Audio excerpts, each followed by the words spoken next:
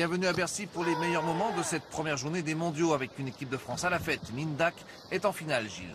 Oui, Mine, un garçon plein d'énergie qui a une préparation atypique. Il a fini sa préparation en Nouvelle-Calédonie.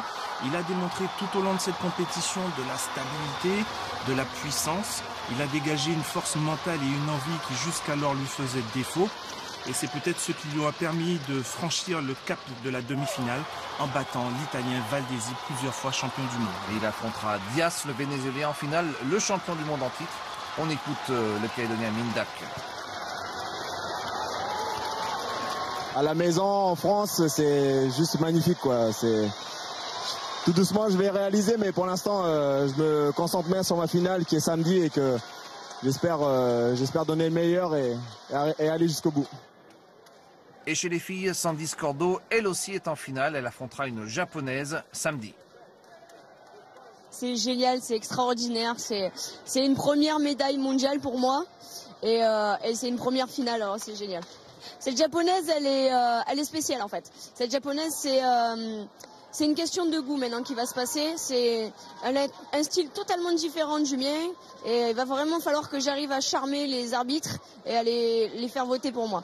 Du côté des combats, Gilles, on attendait avec impatience l'entrée en liste de Nadir Benaïssa en plus de 84 kilos. Il a eu un tableau très difficile. Nadir, effectivement, est rentré tout de suite dans la compétition en élevant au fur et à mesure son niveau.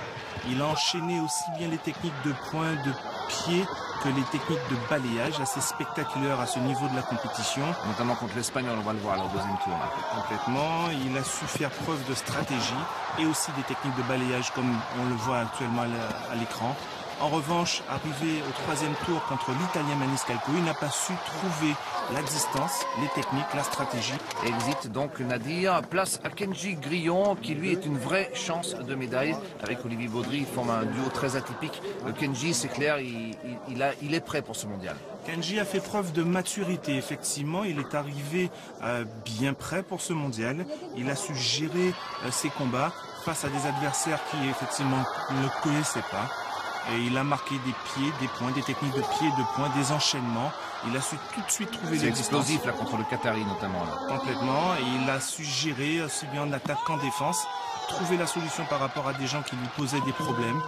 Et c'est lui qui a donné le sentiment de plus grande confiance tout au long de cette compétition.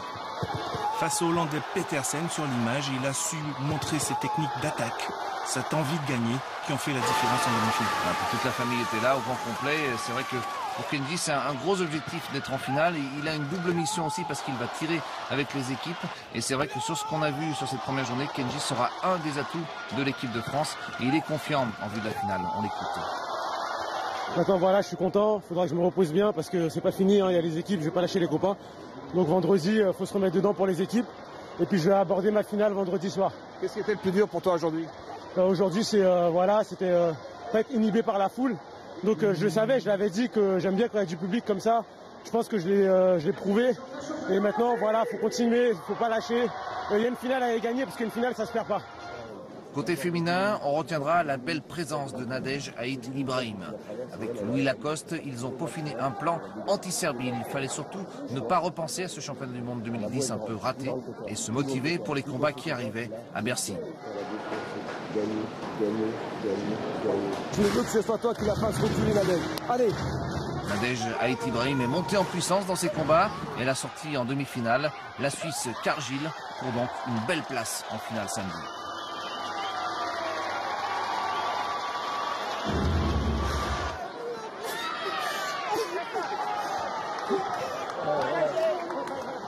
C'est magnifique, c'est génial, j'attendais ça depuis 2 ans.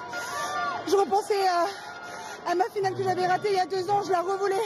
Je revoulais ma revanche, j'y suis. Mon amour, toute ma famille est là. Mon chéri, il est là, je suis contente. Voilà, un grand merci à toute ma famille, à tous ceux qui m'ont supporté. À Louis, à mon père, c'est pour toi que je l'ai fait, papa, c'est pour toi. C'est là qu'il faut aller chercher. C'est là qu'il faut aller chercher ça, c'est après, on verra après. Je suis en finale, mais voilà, merci. Merci à tous.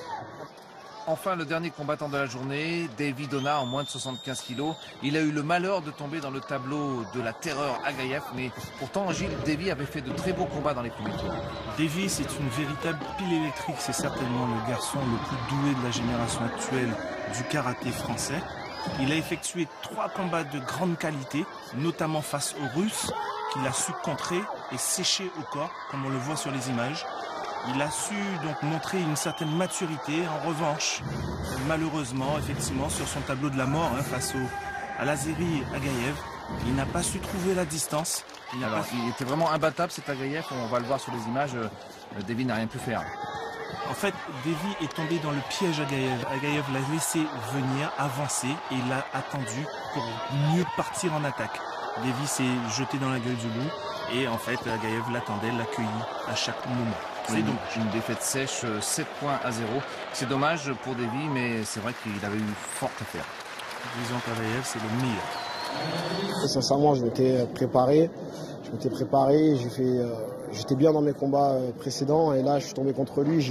J'étais pas dans mon rythme. Et lui, il était bien dans le sien. Donc, voilà, aujourd'hui, il a été plus fort. Il a été plus fort. Faut savoir reconnaître. Davy Dona tentera samedi d'aller chercher le bronze pour la 3e place, tout comme Tiffany Fanja. Bercy va encore vibrer sous le charme du karaté.